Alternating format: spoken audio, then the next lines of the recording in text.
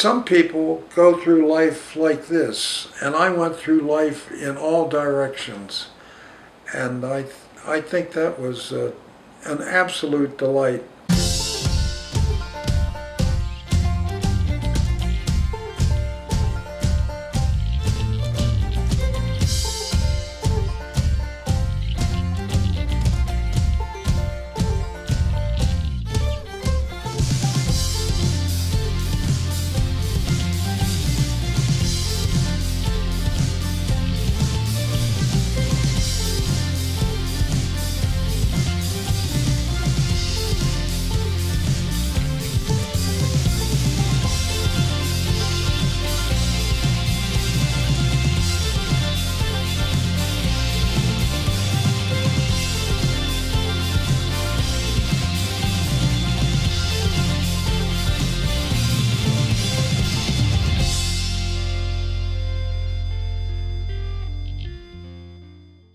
I don't know what prompts you to do various things in your life. Sometimes you're forced into learning something. Other times you want desperately to get into a particular area. But let's see, I was born in Baltimore. We lived in several places in Baltimore. A place just outside of Baltimore. And then we went to a town called Sparrows Point near Baltimore, where my father worked. We lived in a bungalow initially, then we went to 221 East Street and then 526 East Street, and it was delightful. Good neighbors, they're all working class families. They all knew what the other one did. We didn't think in racial terms. We thought in terms of friends or enemies, I suppose, but mostly friends. It's crazy, I remember these things, because as a kid, we moved and moved and moved and moved. I guess as my father climbed up his little ladder. Was I a troublemaker? I don't remember that, but maybe I was. I got involved in reading at a very tender age because my mother read a lot. That helped me in college. And it helped me later as a navigator and as a pilot, learning everything you didn't have to know. I was a little bit older in work ethic than a lot of kids my age. I was a senior patrol leader in my Boy Scout troop, led my troop. Without a scoutmaster, I took my troop up to a nearby town and marched them on a 4th of July parade, and another time I took the troop up to Baltimore and marched them, and so forth. And when you do that, you've got to learn something. You've got to learn how to deal with people. You've got to make things somewhat pleasant for them. And that was always delightful. So I learned something about later teaching by just being in the Boy Scout troop as a senior patrol leader. But we'd go out to the camp on the weekends for 2 nights. It was just great. And we also had a rowboat. And as a senior patrol leader, I did all the steering. I didn't have to do any of the rowing. We went from the camp over to the Bethlehem Steel Company's shipyard so that the Boy Scouts could go through a ship to see how it was being built from top to bottom. And once we did that, then we rode back to camp, and it was about a 4 or 5 mile rowing trip. And on the way back, I was, let's go, go on, let's go, go. And so they threw me overboard, and then hauled me back in. And I was a troop leader. At times I managed the theater. And I don't know why the manager was off so much, but they had me take over. Now my father worked steadily in the mill, and as a consequence, I didn't see him very often. But I worked for my mother because she was running the boarding house. I think I learned discipline there because you had to satisfy all the workers with what you prepared for them. Not only that, I washed dishes and made beds and that sort of thing. And as a consequence, I think I learned a lot about doing my job, no matter what it was, whatever was given to me to do.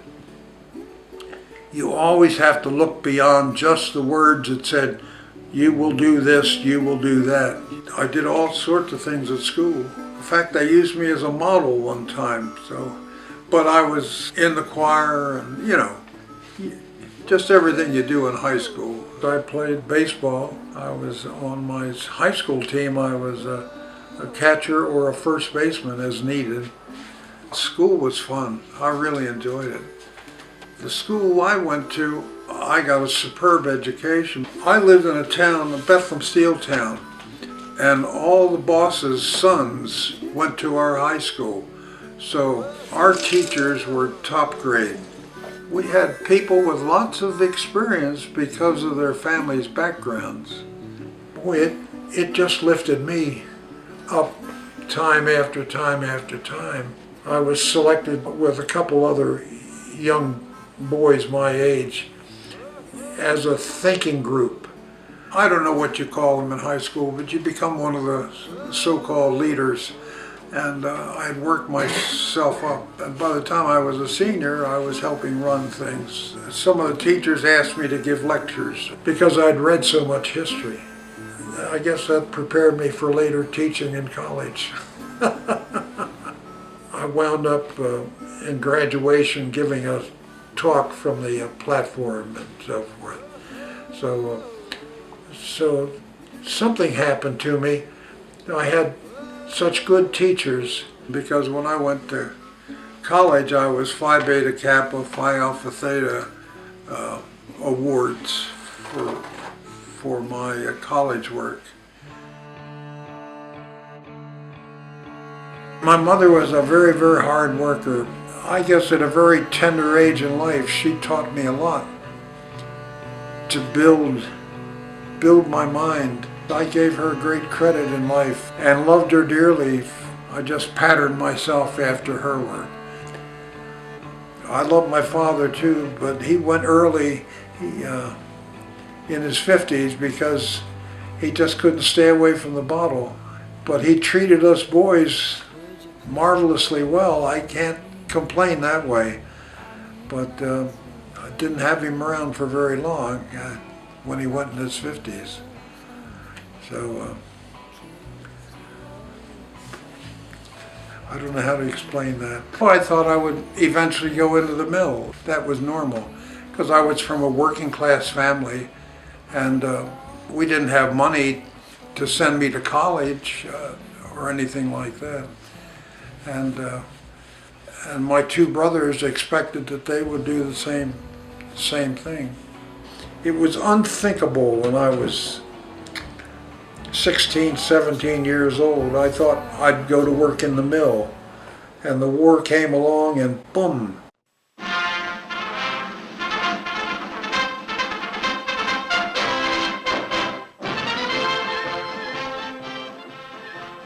These men are aviation cadets. A short while ago, they too were average American boys from average American families. In the near future, they will have learned many things. I've read a lot about warfare of all types. Total war, patterned by the Nazis for all Europe, comes at last to Germany. This is the frontier town of Aachen, the first to fall under the full weight of Allied military might. Because the Nazi commander Pilk refused to surrender, the city was bombed and shelled for 12 days before the American First Army took the town. We knew we were quite possibly going into the military, which did indeed occur.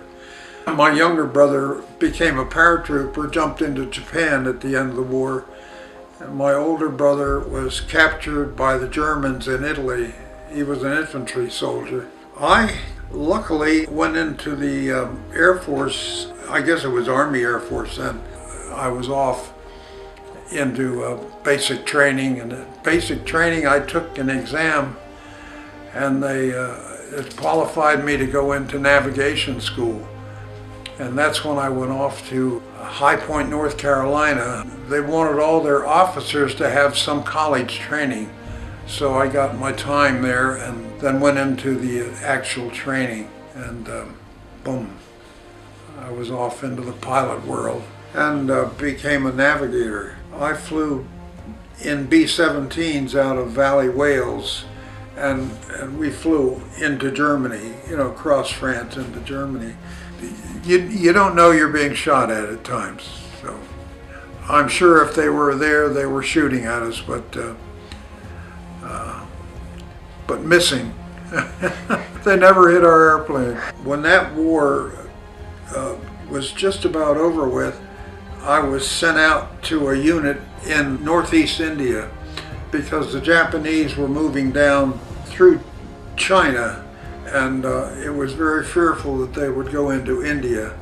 I don't remember any combat when I was in India, but we patrolled the northeast border of India to make sure that there were no Japanese troops coming down.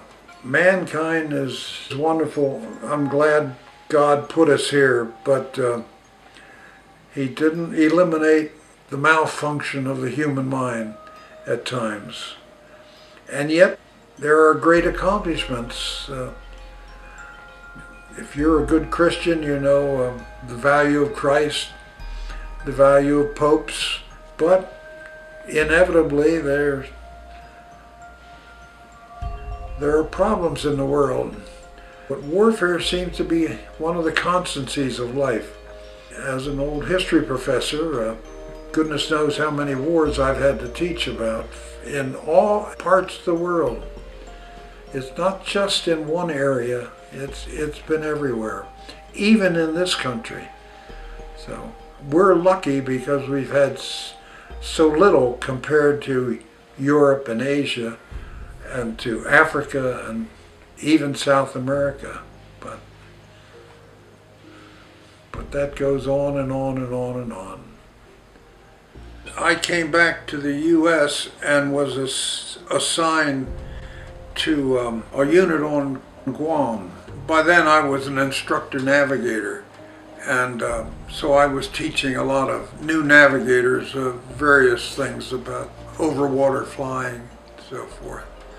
And so I flew for 2 years out there and flew all the way to the South Pole. I flew to Australia, many times to Hawaii, Tinian, Saipan. I got to Japan quite often. On all those trips, I got to just walk the streets of Tokyo, and that was good because you get to see the people of the place in their normal circumstances. And everything was politeness as far as I was concerned. No one ever shouted at me or said, "Get out of our country," or anything like that. No, it was very, very nice, very polite. I didn't know it at the time, but I was in a learning situation. I was learning the world, literally. I hit most of the islands in the Pacific, all the way to the South Pole. I'd flown to Greenland, Iceland, and so forth. I had made trips on ship around Africa and around South America.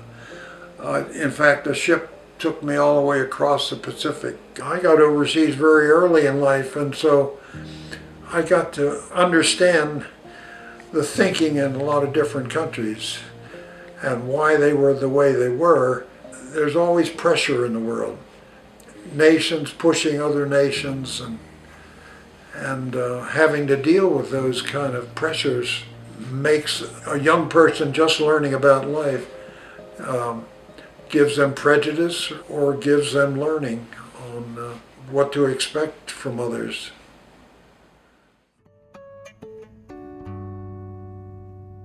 In the 400 block, this little girl lived.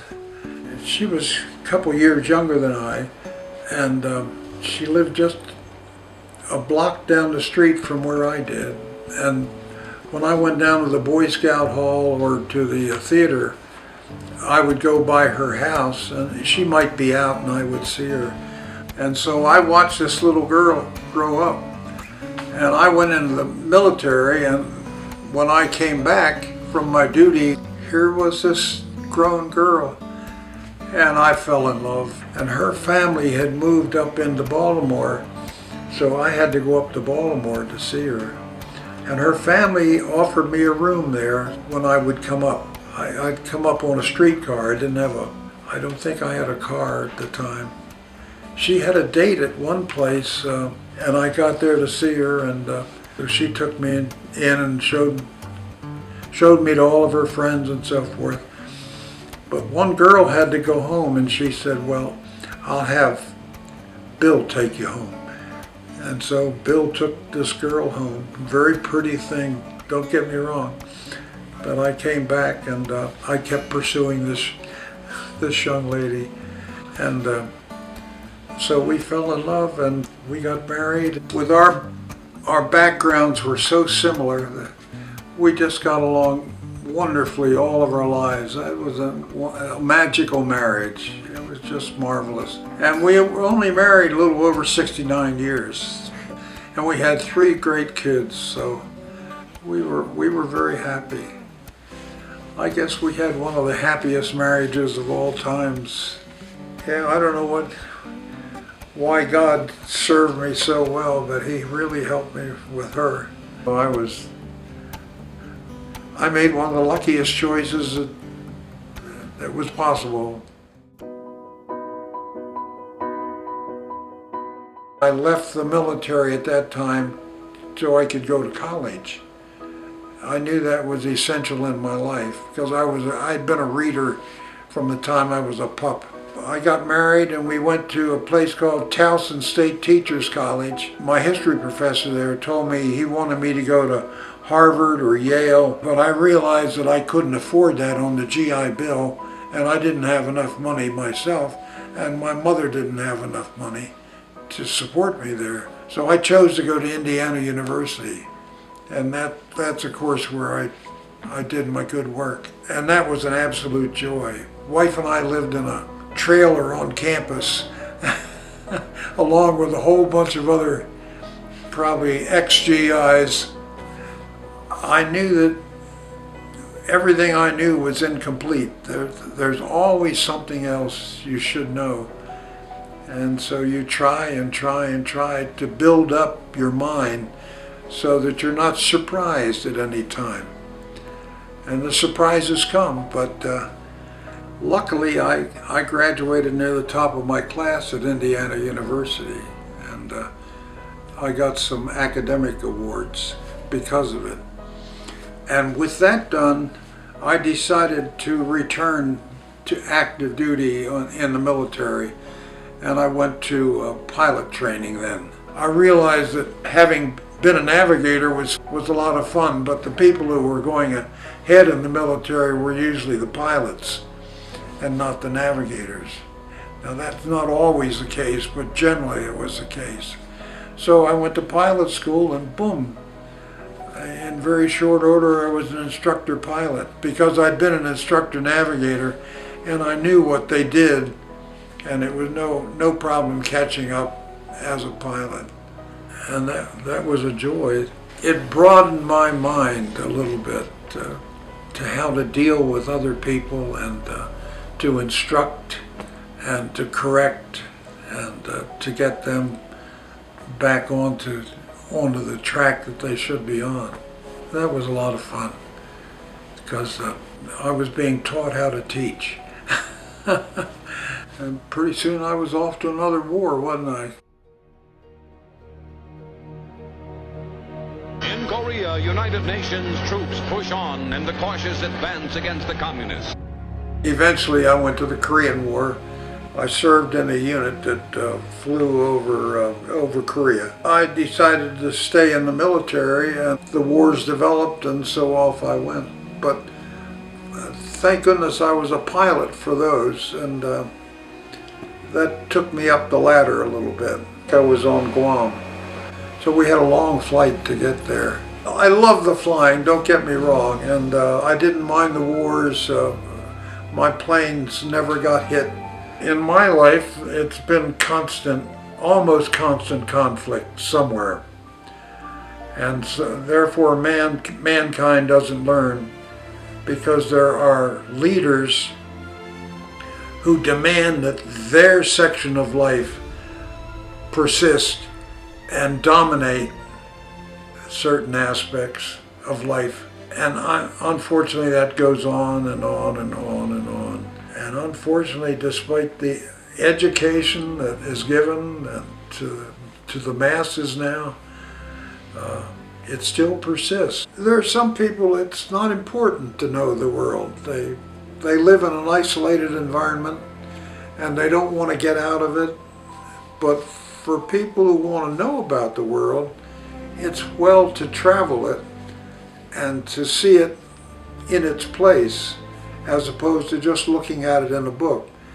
But by all means, if you're going to a place like that, you want to read about it before you go, and read as much as you can about it before you go, so you better understand how the people react, because there are different reactions in different environments. But fortunately, I never had any trouble that way. And in the military, if you went to a place or was assigned to a place, you got a lot of lectures before you were turned loose on the environment. And it was well to listen very carefully. So military people didn't have much trouble. At least the ones I knew didn't have any trouble, and I didn't have any trouble. Never got into trouble in the local environment. It's arrogance, I think, on the part of some people who think they've gotten in control of the United States and can do anything they want to do. And that's a shame, but it happens. It's the nature of the human being in some cases. I've been lucky to have a lot of good advantages in life. There aren't many kids from a mill town who get to fly the world or get to run around the world on cars and on foot, and to see other people, because I've been to every continent. I've flown near the North Pole in my own B-52. With the atomic weapons, we flew around 60,000 feet. It was normal business, pretty much. Once you get to do it time after time after time, all that kind of mental anguish goes away. Golly, I've flown the world, literally. I've flown the Atlantic and the Pacific, both north and south. It's just unbelievable that a kid from a mill town could have done those things. Yeah, but that's what the military does for you if you stay in.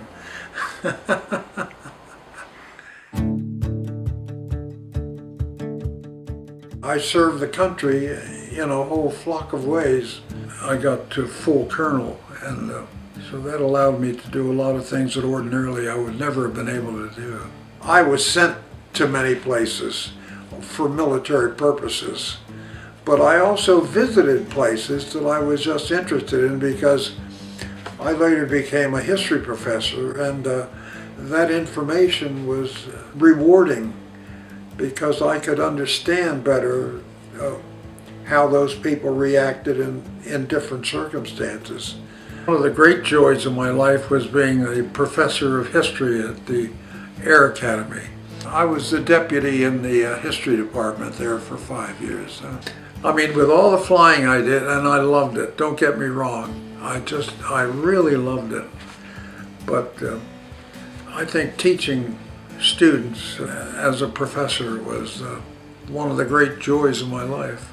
Because I'd been in the Boy Scouts, I was a senior patrol leader, and so many places I went, I had to teach this, that, or the other thing. I was very lucky before I got into the classroom, because I'd already been an instructor navigator and instructor pilot, and I had seen the world, and I knew what was going on in different parts of the world, which ordinarily a lot of the children to whom I talked had no idea of what it was like to be in France or to be in Germany or to be in China or India or North Africa or, you know, you name it.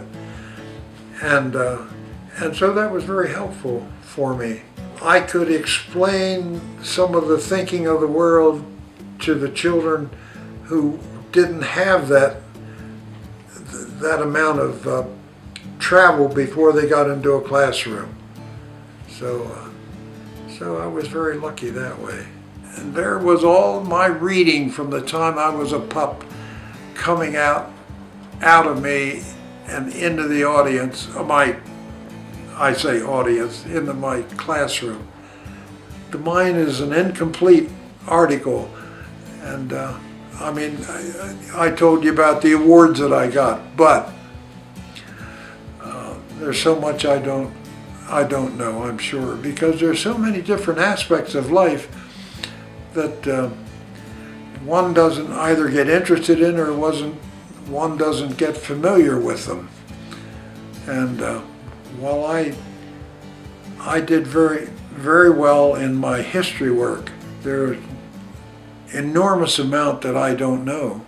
And I think probably as a teacher, you're aware of that there's a lot of vagueness in life too. As a professor, then you've got to understand the past as well as the present and the possible future. I had very good classes. I knew I did well at the Air Force Academy. My wife and I were in northern Florida at an air base getting ready to go overseas to another location in Europe, an assignment I had in Europe. And in came this class from the academy, and they were a class that I had taught. And they took my wife and me out to dine. This was about 40 or 45 young men, because they appreciated what I had taught them. So that was very nice. So I knew at that time that I'd done something right in my life other than marry my wife.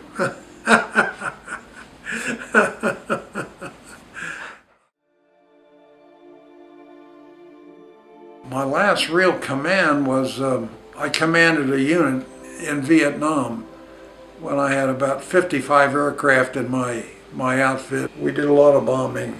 For that one I was stationed in Japan, just outside of Tokyo, and I tried to fly almost every day and doing the same work that I was having my people do. But that was my third war, and so it was easier doing it than it would have been if it had been my first war. I'm not sure how to explain it, but I learned a lot from watching others do their jobs, and the superior ones I tried to follow. And you know, when you have to grade everybody else, you're grading yourself as well. Am I being fair to this individual? So forth. Try to understand why they are doing what they're doing, and then try to correct them if they're doing it incorrectly.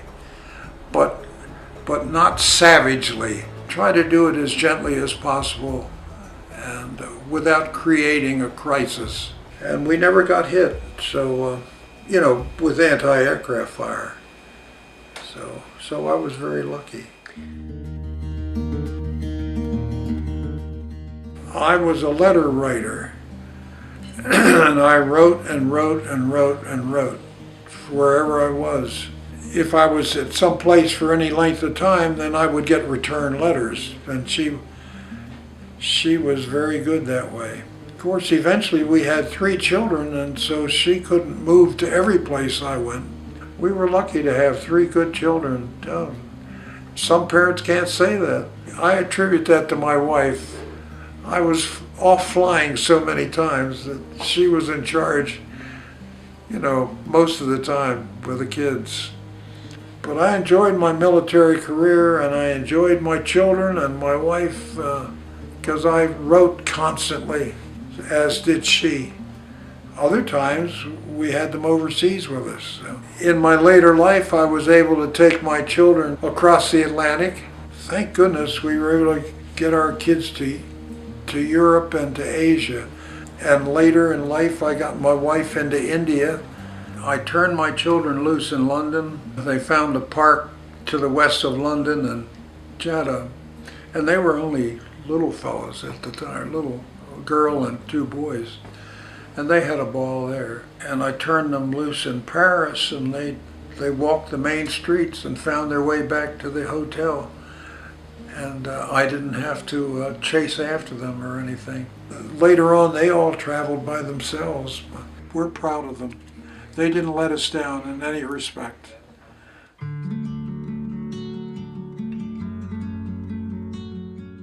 I think if anyone helped my military life, it was my wife, because she filled our house wherever we went. We lived in Iran and Turkey overseas, and just marvelous. Look up, darling. Look, the sky has turned to gold. In Iran, I was giving advice to the Shah's, one of his outfits, and meeting with him. And she was there and was adored. We entertained a lot because I had to associate with foreign dignitaries. My wife was such a marvelous cook. She invited all my associates, foreign associates, to eat at our table. And we didn't have empty chairs. They came and thoroughly enjoyed everything that she put on the table for them.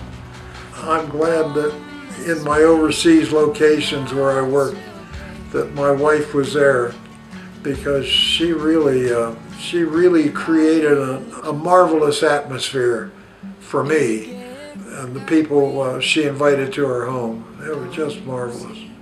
So that helped me in my job, because they all appreciated what my wife had done. We got to see the world together, and that was just marvelous, because I got her all around the world. I keep thinking about her all the time, because I guess I had one of the wonderful marriages of all times. It was just absolutely marvelous. Two kids from working class families in a mill town who got out to see the United States, Canada, Mexico, Europe and Asia and so forth, and we're able to take our children to so many places in the world. It's just absolutely marvelous, because our kids didn't have the kind of lives that we grew up with, but they grew up and opened their eyes to an entire world. I don't know what they remember about me, because I don't ask them. But I've had a lot of good friends all over the world. So how do you want to be remembered, Dad? I think, if anything, it was a kid from a mill town and a working class family who managed to work his way up in society, in the military mostly, and to do something productive for the United States. As you know, I just lost my wife, but she was extremely happy with what happened to the children and the families they developed. I'm just pleased with the children that we produced and their lives that they have had. So we haven't had to take any one of them out of jail anywhere. Most children get jobs here in the United States and stay here, and they just get to meet with people much like themselves, so they don't get that overseas experience. And so as a consequence, in some cases it amounts to prejudice. As you probably might know, there are some children who don't get out and about, and they think they know everything, and it's hurtful for them and for others. And most of those do well enough to exist. They just don't excel in whatever it is that they should be doing. That's unfortunate, but that's the nature of the human being, I'm afraid. But a lot of those who pass that line do exceedingly well, and they're the ones who eventually tell us how to live and how to make ends meet, and to reach off into the atmosphere for more and more and more and more.